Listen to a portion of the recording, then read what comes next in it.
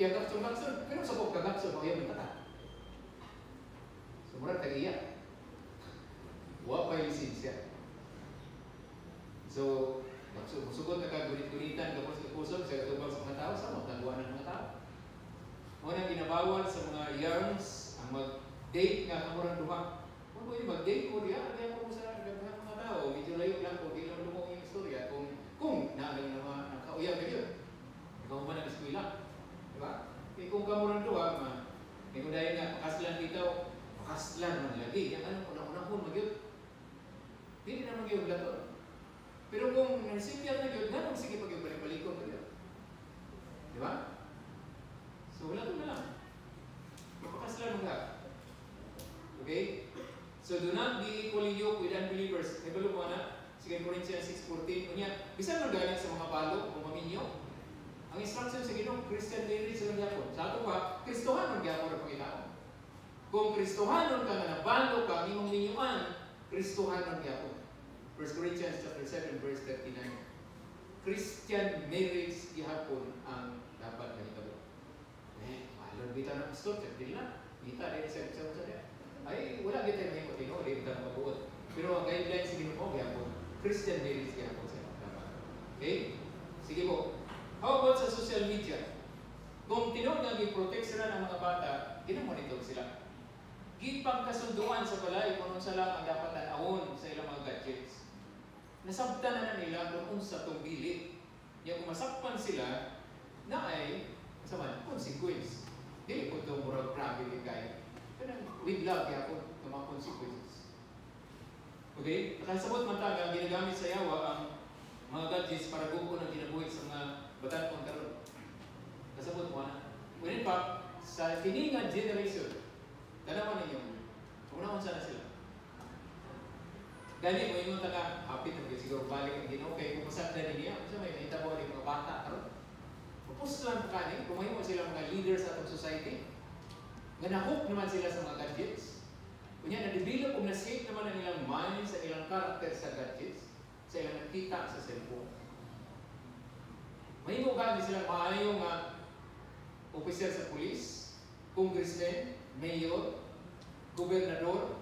Mahimo gani silang engineer nga maayo, lawyer.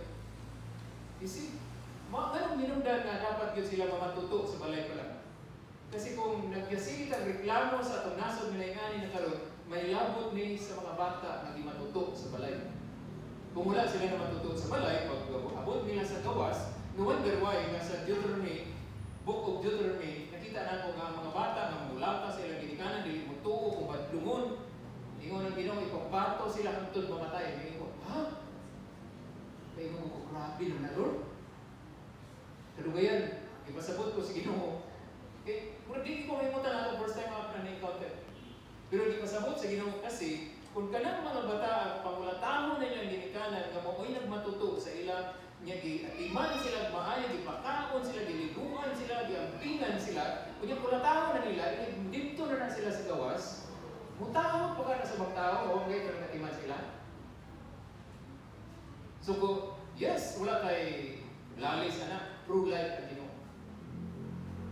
Pero tungod kay pro-life siya, iyang i-destroy katong upa kung mga tinutuloy. Ang iyang tuyo ato, ang ibasa na ko, sa report pa sa ni Lord. Ang sumpay, ino siya, so that your place will be purged from sin. Aron nga mahinluan ang inyong lugar sa kasalanan. So kung naay pamatyon ng mga heinous na kriminal, ang tuyo sa Ginoo aron mahinluan ang lugar sa kasalanan. Kaya kung mag-exist ang mga kriminal, mga matay tao, mga rapists, mga kidnappers, mga hood-uppers, kung naa sila, na dili sila i-eradicate, mo ni gani ang atong ginasulti. Dili man pwede nga naay mga bitin sa sulod sa balay, kunya ang ginikanan, moingon lang sa iyang anak na, ayaw pagdula ng bitin ha.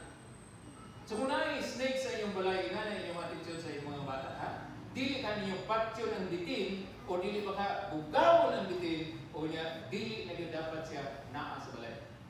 So ingon na, karon kung panalitan ka ng mga laksot, mga picture na sa inyong balay, yan yung mga nakaisingtan awan na. Pero ano yung itanggal? Wala na mong gibabalaan ng bata kung asa lang sa dapat mo tanaw, at sa lang dapat niyang tanawon. Unya, kung i-practice isulod sa balay ang mga bisyo o kahilayan, masama na. Ang burido, mo tawag na kanina, pag ingon, do not exasperate, ay pakasok ang iyong mga anak. Doon ay mga bata na nagreklamo once, kada yung campus minister ko sa DCC, kung sila pastor, grabe ka, wag ikuan sa among balay, way lina, walay gugma. Sa naman, kaya ako na dito mag-inom sa sunod balay, sigarilyo sa sunod balay, ito mga barkada ni Papa to sa balay, yung kanta ka siya, yeah, di sila katuon. May exam sila pagka-ugma pwede sa baka sa balay, bawag sigarilyo sunod sa balay. So kinsa may anak na di masuko sa ginikanan kung mag-ingon yan. Diba? So luoy tayo sila. Pero kita, ang mga Kristohanon, of course, wala naman tayo. Pero doon na yung sa kapulis. Nag-report siya sa ko, Pastor. Itanggal na lang akong itsugihan sa sulod pala. Uy, ba niya?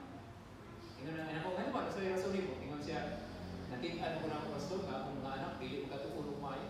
Kanya, nag-iaway ko yun ang mga customers. So ako, nag-itanggal rin. Salamat sa Ginoo, kaya nagkauna-una ka na. Diba? Pulis siya, pero nag-iaway, kay hubog. Dito sa iyang, sulod sa iyang, halos sa iyang balay. O extension ko sa iyang balay. Hindi mo niyan itukihan. Okay? So, protection, importante, mga kaigsunan. So, therefore, mo ko sa inyo, kung sa may atong buhaton, na ay mga ginikanan nga napon sila yung witness sa gihapon. Dili tanang mga ginikanan nga na kaligpon, o giganap na mature. So, ato silang sakto. Ato silang iampo, mga anak na naminaw, iampo ang inyong ginikanan. Kung nakulangan ang gugma nga nahatag sa inyo, ang Diyos mo ay mo fill up yan. Tuul ka sa Diyos. Sa Ginoo ka mag-ingon mo, Lord. Kasi natay Heavenly Father, kung na-fail ang atong earthly Father, ang atong Heavenly Father is a perfect Father.